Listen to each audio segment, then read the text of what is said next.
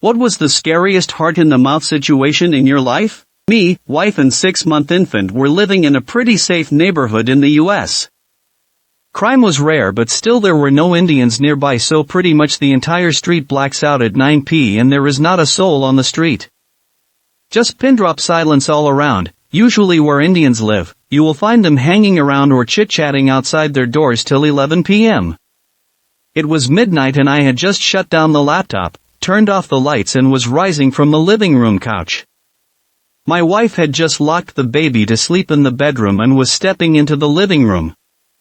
I was looking at her in the faint glow of the night lamp when we both heard someone turning a key in the apartment door. Back to me. My wife immediately put her hand to her heart and gasped in shock. Someone was trying to break in. Immediately I grabbed my mobile and rushed to the door, grabbed the doorknob tight and looked through the peephole to see if it was one or many intruders.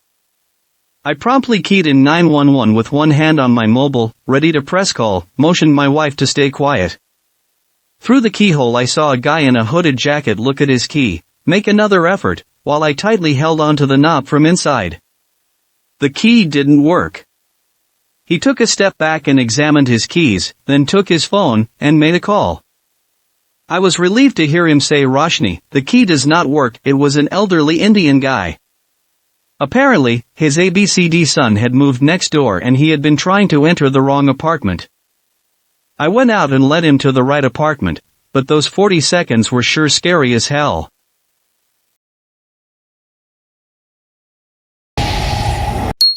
Midnight in Delhi. Second night there, out with friends. No autos are willing to take us home, all shutters down. Suddenly, we hear, and in a few seconds, see a pack of dogs, angrily barking and snarling and getting louder as they head in our direction. Now I understand what the phrase, "my blood ran cold," meant. There was literally nowhere we could go to get away from them. I was trying to figure out if it were better to stand still or run, while at the same time trying to figure out if I could run faster than the other people in my group. Lucky for us, the dogs all turned a corner and ran down an alleyway. I really thought I was about to get into a fight with a pack of dogs for a few moments, though. 2002 Gujarat riots. I stayed in Baroda then. Near an area called Sultanpur, while returning from college, I heard screams and police sirens.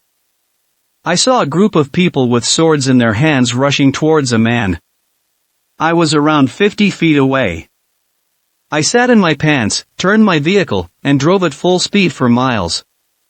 I stayed at a friend's place for the next 2 days due to curfew. My heart did come in my mouth. It was the end of an awesome holiday in Goa. We did nothing but sit on the beach, eat fish, and swim in the sea. Our flight back to Bombay was at 11 p.m. We decided to take one last dip in the ocean. It was beautiful, but then suddenly a large man with the belly of a super pregnant lady swims past me, a bit too close but I ignored it. My friends were at a distance. I had drifted a little away. The beach had been pretty secluded with few tourists the whole time we were there. So, I was surprised when I saw at least 30 men walking out of the shacks towards the beach. Soon they were everywhere. Typical middle-aged mustachioed Indian men, rowdy and empowered in each other's company. Not to mention drunk. The floating island of a man swam past me again. I swam away. He got out of the water, walked all the way to where I was, this time swimming right at me. Thankfully my friend had noticed this. He swam towards me and suggested we get out of the water and get on with the checking out since we were leaving soon anyway. He ran out and brought me a towel. 20 men stared as I came out. Some came towards me and said, "Good evening, madam," leered at me as I washed the sand off my legs, brushed past me when I got to the deck. The shack owner told us that they were some CID officers' friends and had come to party, from somewhere in Karnataka. They were drinking directly from vodka and rum bottles and talking to each other loudly while gesturing towards us. In the 30 seconds it took me to walk from the beach to my room, I was approached to come and party with them thrice. One guy literally shoved a beer bottle on my face, asked if I wanted to smoke up with them. 4 men followed us to our room to ask if we had cigarettes, while smoking cigarettes. This is the most afraid I have ever been in my life. A lifetime full of intimidation and bullying came rushing back and I could hardly breathe. Thankfully, we were all packed up and ready to leave in half an hour. I don't know what would have happened if we had stayed over that night. The three of us were the only guests at the shack with those 30 perverts. I still shudder at the memory. I like to think of myself as super brave, but I was terrified. 2005-2006. Was going home to my sister's wedding, a Bangalore-Tiruvananthapuram KPN Volvo bus. We were somewhere near Nagercoil. I was sitting in seat 3 or so, just behind the cleaner. As we were approaching a curve, the driver decided to overtake a bus ahead of us. And since I was on the left side, I could see past the bus in front of us another bus was coming our way. I looked at the dash and remembered it reading over 80/90ths km/h. The next couple of seconds felt like eons. I knew I was going to die. We hit the other bus head-on. I sprung off my seat onto the dashboard, and I swear I saw the other bus's driver within our bus's bounds for a split second. Our bus had a plastic/rubber dash. I bounced off, and looked up to see the other bus was 10 feet away. We had lost the front windshield, our cleaner was wailing, his legs were crushed in the debris, and our driver had his face covered in blood and was staring out in terror. People in my bus were starting to wake up. It was early in the morning. A couple of seconds later, there were women crying out for help from the other bus. I jumped out the front and ran to the other bus. A few onlookers joined in. All I had was a few glass fragments embedded in my scalp that caused minor bleeding. Phew! Oh, and the road we had that accident on is high up with farms 10 feet below. I thought we'd hit and dive in. We just hit and sprung back, staying on the road. The other bus had a lot of people with broken limbs. Except our driver and cleaner, I was the only one who spilt blood. During the bomb blast in Coimbatore, I was an arrogant worry-free teenager and was working part-time at a pharmacy. After lunch, I came back to the shop and saw it was closed. Hearing from others that there was a major blast nearby, I went to see Rajendra's, a famous textile shop, in flames, all 4 floors of them. I was horrified and stood there, frozen till I was chased away by someone. Did my tiny brain listen to my heart to go back home? Nope. I went ahead further and saw that a textile showroom, Shobha, was really torn apart by rioters and then moved ever down to what was that time the Muslim ghetto. Not really, but the place was not pretty, homes were old and worn out etc., and saw an injured guy, say X, being taken away to a hospital by another guy, say Y. I was walking with them when suddenly came a fully armed, violent mob I had come across, about 50-odd people, carrying sickles, long knives etc., and were walking across in a threatening manner. They came close to us and asked how X got injured, and Y told them that X fell down and got injured. The mob left. During 1999 I was asked by the owner of the pharmacy to take some jewels valued at 10 lakhs to Bangalore by bus and hand it over to his son-in-law. I had never done it and throughout the entire trip, I never slept. Was earning 600 rupees/month then, so 10 lakhs were a really huge amount of money for me. I was once asked to visit the owner's home, for some errand, and saw his teenage daughter without a dupatta. And I stared at her chest for a second more than normal before blurting out my errand. I was scared that I'd be booted out of my part-time job since paying for my degree depended on it. She took it cool, though. Thank God. And one of my friends, call him Dev, was interested in a chick during my college and wanted us to accompany him when he tells her about his love. If it sounds WTF now, it was really weird then too. So, we all went there, 4 of us with Dev, went to the girls' crowd, called her out and said we wanted to speak with her. She just came with us and stood under the shadow of a huge neem tree and asked yes? And one of my friends said, D here has a crush on you. It was a huge relief that one of my friends told her and not me, since I was scared of the opposite gender for a long time. Oh, the story is not over yet, she replied, which Dev, and we turned back and saw Dev running away from us. And he was promptly nicknamed Running Race Champion from then. Laughing face.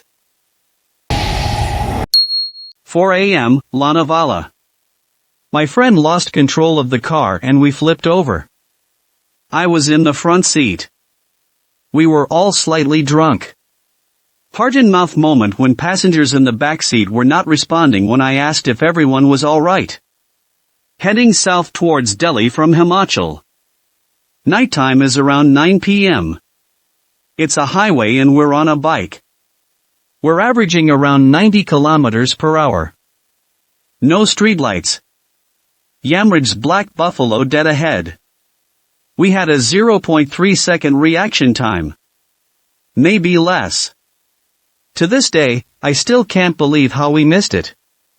We stopped a few meters ahead and we were both panting.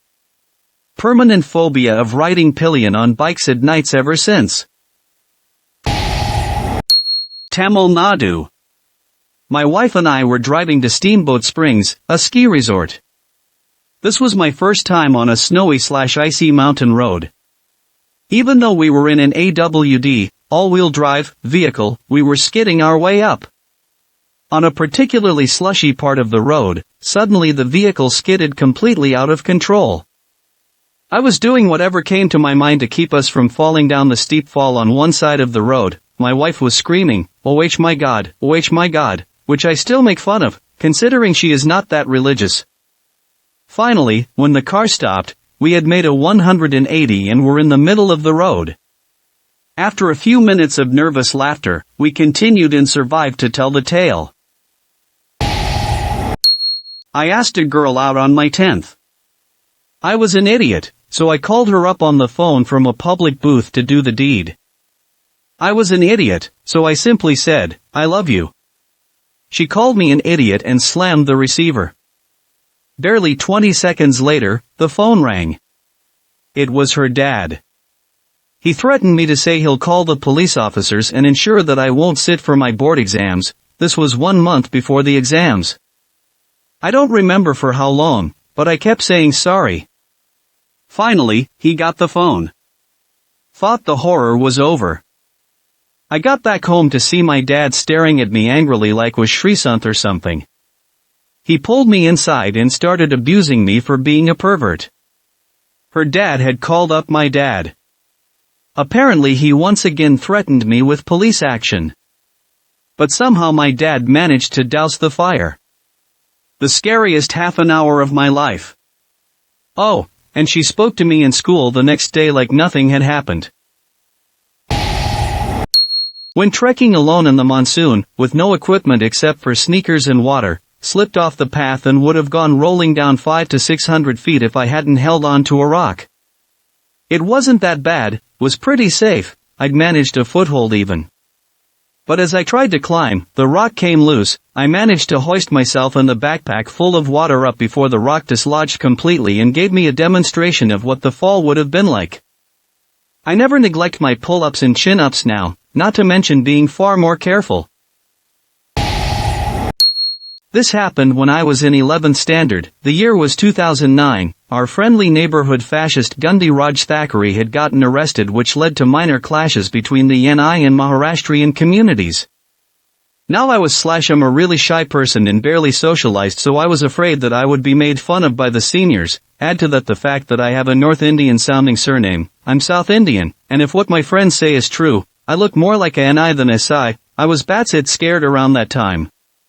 So, one day, on my way to the college canteen, a few prides of Maharashtra types cornered me and told me that worthies like me don't belong here, something on those lines, so I told them I was a Kannadiga and not a Northie. For some reason, they weren't convinced and told the one Kannada-speaking guy in their group to ask me a few questions in Kannada. It was only after I answered his questions that they left me.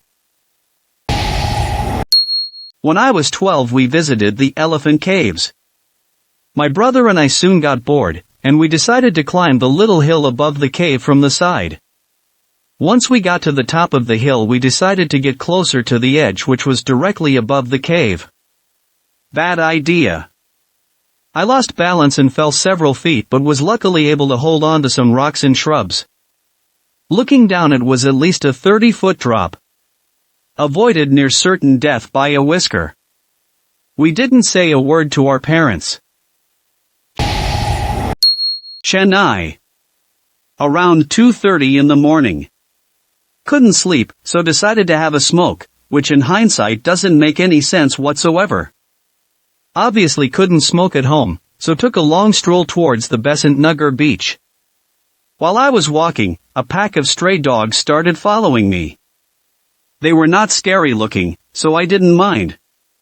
Hey, good company, I thought. About 10 minutes into the walk, one of the dogs started barking at me.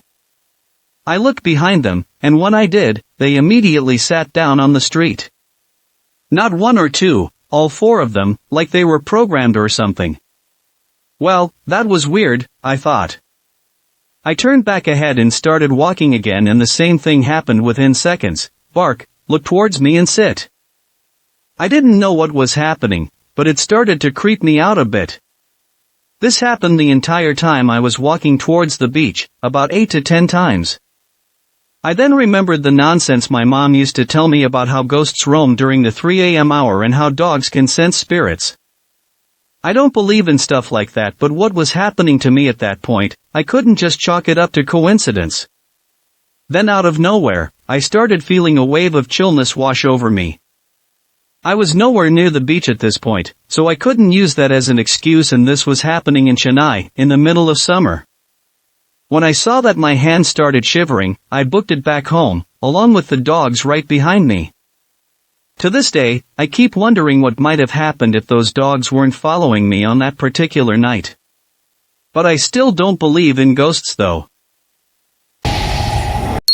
Four friends of mine were taken hostage by a fully drunk private bus driver who took them on a wild ride, speeding through the city in the empty bus at 2 a.m., almost hitting a van and driving off a flyover so that my friends could have their ass beat by the bus ATA thugs for misbehaving with the conductor. When all the begging and pleading didn't work, the pissing in the pants hostages jumped out of the speeding bus just in time. Driving down NH8 from Gurgaon to Delhi one morning after work, night shift. I had been riding my first motorcycle for just a couple of months or so, still learning the ropes. For no apparent reason, this call center cab comes out of nowhere and tries to run me off the road. I don't mean he cut me off and brake checked me, I mean his intent was to hit me and send me into the median. The only reason he didn't succeed was because I somehow managed to brake hard without losing control. Royal Enfield Thunderbird, by the way. The maniac sped off and I wasn't able to catch the license plate or identify stickers. Call centers have stickers to subtly identify their cabs, I know 'cause I work in one myself, so all I knew was that it wasn't one of our own. I still don't know what provoked it. I was driving perfectly straight, keeping up with traffic around me, wasn't blocking anyone or doing any aggressive basmati nonsense. It wasn't even crowded/congested, there was plenty of space everywhere. And he was absolutely trying to hit me. It was one of those you had to be situations. I can't explain it any better than this.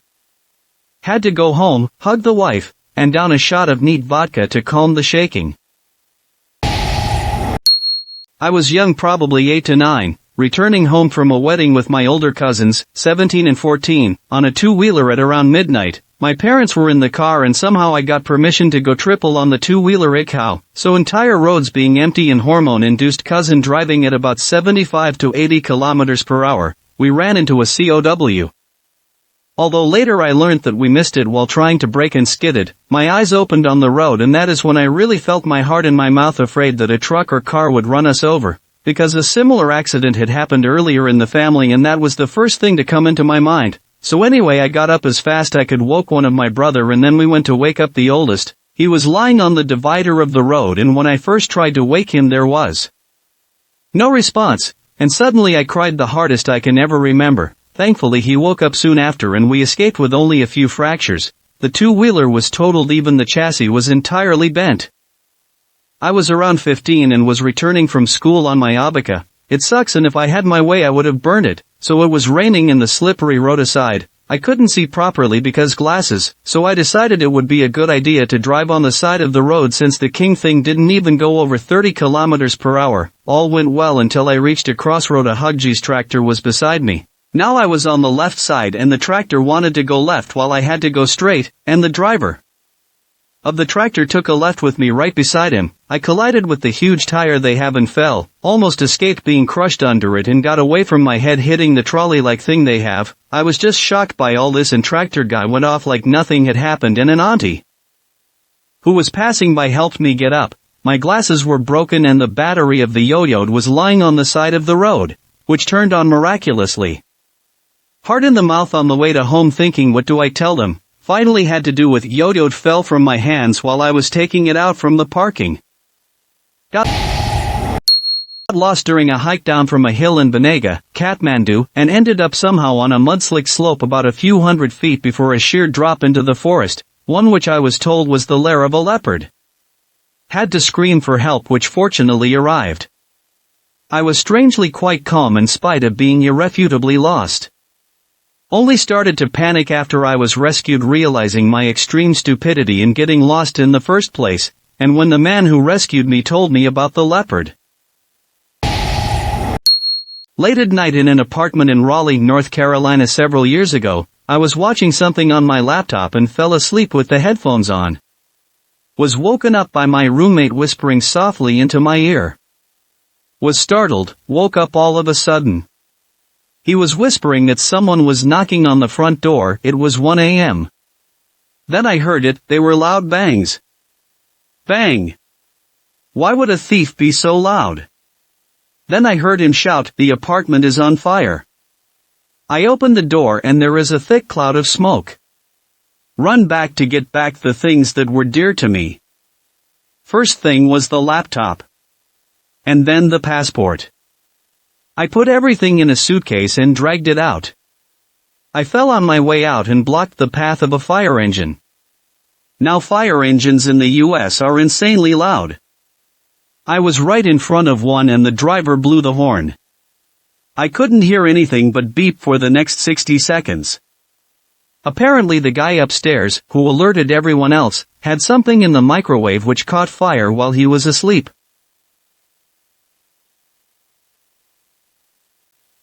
Thanks for watching. Please comment, like, share and subscribe. The Internet Surfer on YouTube for more horror and scary stories.